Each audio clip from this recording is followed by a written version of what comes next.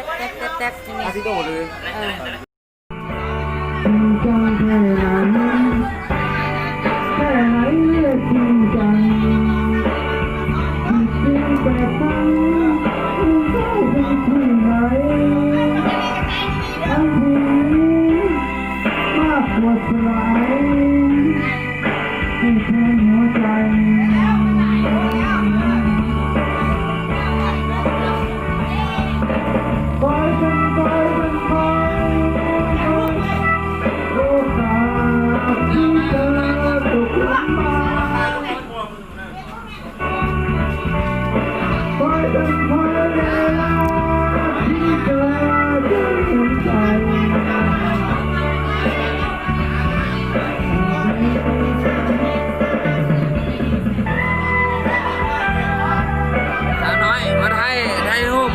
กันไหม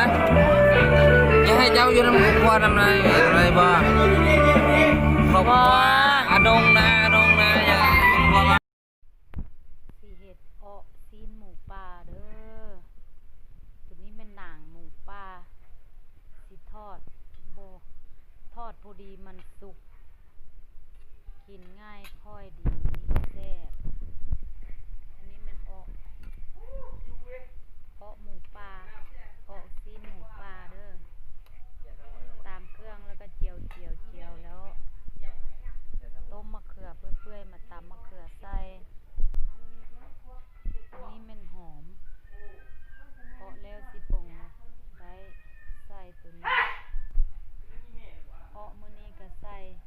บัวละพามักทั่ว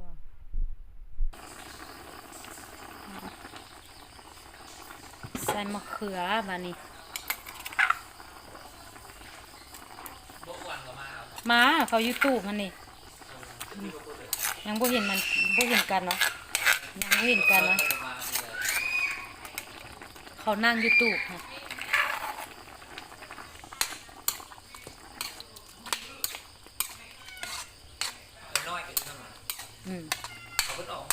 ออกแล้วออกมัน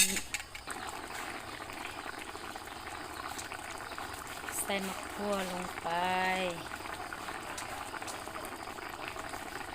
แล้วล่ะใส่บัวละพาลงไป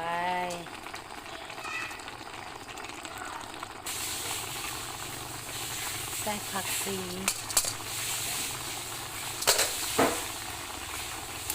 ใส่ผักชีหอมบัวลงไป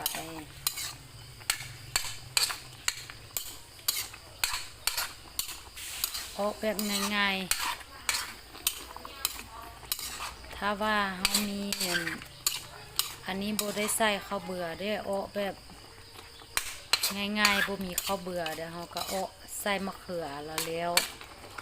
หอมบัวผักชีผักอีตู้ก็ได้บัวละพาก็ได้แซ่บ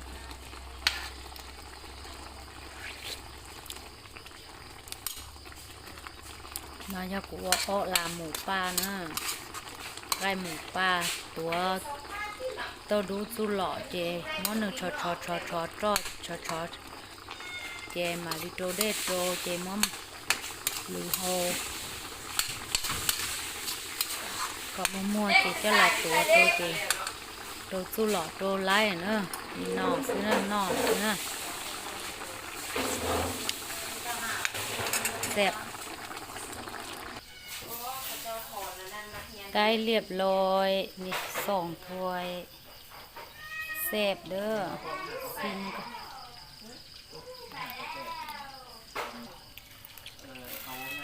มีแกงปลาด้วยอันนี้ดูปลาแกงปลานี่สิแกงน้อยก้อยปลาโลก้อยปลา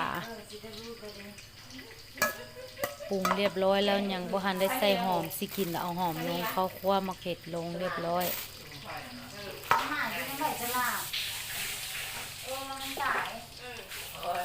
ลงแล้วด้วย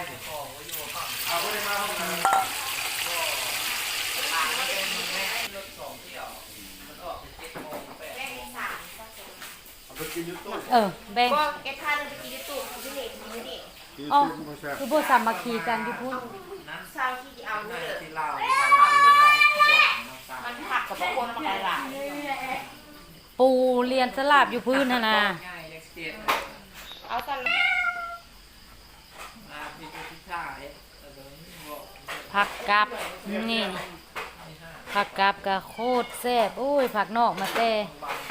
บ้านนอกเด้เอาปลาแดกจืนปลาแดกเพราะเจ้ามาเบิ่งงานจืนปลาแดกอันนี้แม่นแล้วว่าหั่นต้องอยู่หนังหั่นจี้ก็บ่ออกปลาแดกอันหนังเจ้าน่ะอันนี้แจ่วเห็ดพวกเด็กคนงามเอามาดิคนงามมาเต้ใส่สมบุญ